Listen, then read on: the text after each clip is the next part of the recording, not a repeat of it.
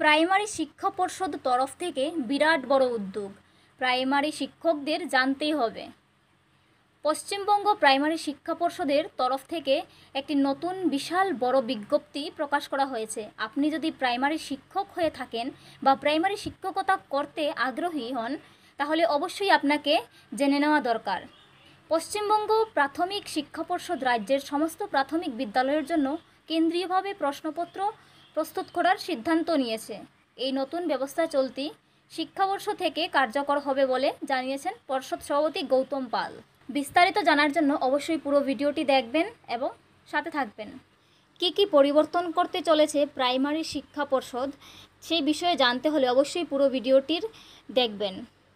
তো চলুন জেনে নিই।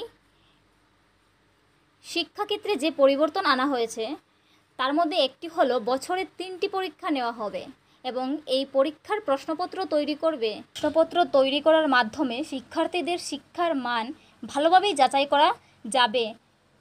সঙ্গে শিক্ষকদের কীরকম পড়াশোনা করাচ্ছেন তার ব্যাপারেও বিস্তারিত তথ্য জানা যাবে। এবার জেনে নিই আসল পরিবর্তনগুলো, কি পরিবর্তন করতে চলেছে শিক্ষা পর্ষদ। বছরে মোট 3টি সামষ্টিক মূল্যায়ন পরিচালিত হবে। পর্ষদ সরকারি প্রশ্নপত্র তৈরি করবেন। শিক্ষার মান নিশ্চিত করার উদ্দেশ্যেই মূলত পর্ষদের এই সিদ্ধান্ত। নতুন মূল্যায়ন কাঠামোটি হলো, প্রথম সেমেটিভ এপ্রিল মাসের ভেতরেই হবে এবং তার প্রশ্ন তৈরি করা হবে নিজ নিজ বিদ্যালয়ে। দ্বিতীয় সেমেটিভ আগস্ট মাসের ভেতরে এবং তার প্রশ্ন প্রস্তুত করবে প্রাথমিক শিক্ষা পর্ষদ।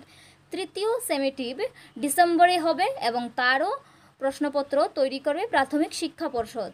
গুরুত্বপূর্ণ দিক, পশ্চিমবঙ্গ প্রাইমারি শিক্ষা পর্ষদের তরফ থেকে এই বড় উদ্যোগ নেওয়ার বেশ কিছু গুরুত্বপূর্ণ দিকও রয়েছে।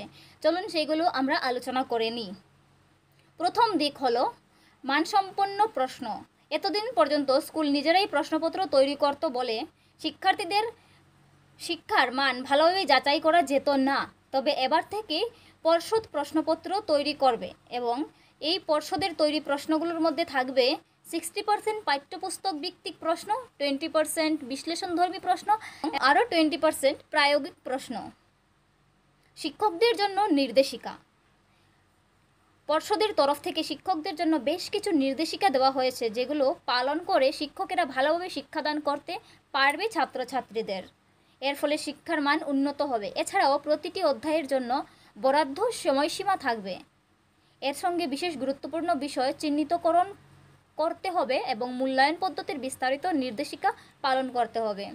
গুরুত্বপূর্ণ দিকের মধ্যে তৃতীয়টি হলো শিক্ষার্থীদের কি সুবিধা দেওয়া হবে। এই শিক্ষা ব্যবস্থা চালু হলে রাজ্যের ছাত্রছাত্রীদের শিক্ষার মান উন্নত হবে এবং রাজ্যব্যাপী সমমানের মূল্যায়ন হবে। শিক্ষার্থীদের প্রকৃত দক্ষতা যাচাই হবে এবং শিক্ষকদের উপর কিছুটা চাপ কমবে। চতুর্থ, রাজ্যব্যাপী প্রতিক্রিয়া। এই শিক্ষা ব্যবস্থা চালু হওয়ার ফলে বিজ্ঞমহল এর সাধুবাদ জানিয়েছেন। এর পাশাপাশি শিক্ষাবিদ ডক্টর অরুণাংশু বসু বলেন, এটি একটি যুগান্তকারী সিদ্ধান্ত। এতে শিক্ষার গুণগত মান উন্নয়ন সম্ভব হবে। যেহেতু চলতি বছরের কিছুটা সময় অতিবাহিত হয়েছে, তাই এবছরের এপ্রিলে প্রকাশিত হবে দ্বিতীয় সামেটিভের একাডেমিক ক্যালেন্ডার।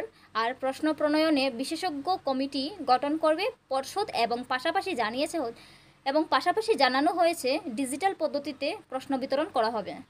শিক্ষার্থীদের জন্য বিশেষ পরামর্শ।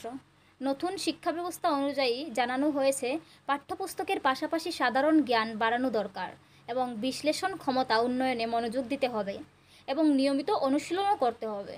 এই পরিবর্তন প্রাথমিক শিক্ষার গুণগত মান উন্নয়নের উল্লেখযোগ্য ভূমিকা রাখবে বলে আশা করা হচ্ছে। আগামী শিক্ষাবর্ষ থেকেই এই নতুন পদ্ধতি চালু হবে। এ ব্যাপারে আপনার কি মতামত, বিস্তারিত কমেন্টে অবশ্যই জানাতে পারেন। ধন্যবাদ।